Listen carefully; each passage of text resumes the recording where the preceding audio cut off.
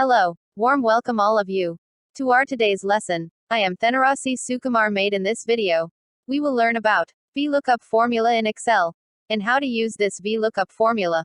Let's get started by learning about the famous among Excel formula, the Vlookup formula. Vlookup is probably one of the most used in Excel functions.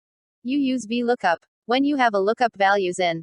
You have to extract the corresponding value in some other column. Let me make it more clear by using the example. Now,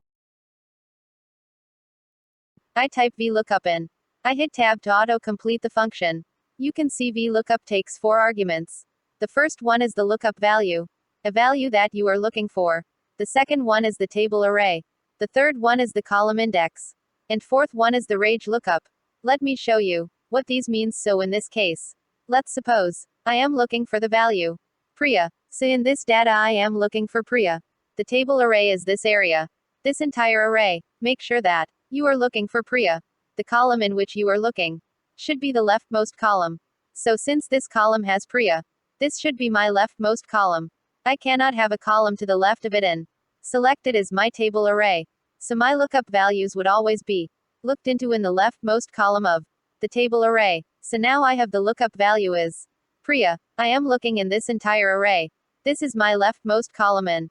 I say that I want this formula to return the value corresponding to Priya in the second column. So my intent here is to identify that these guys, Ajay, Tom, Chitra, Devi, Priya, these guys made a sale in these months. I want to identify Priya made the sale. In which month? The answer is June. But I get it from the formula. I am looking for this value in this table array.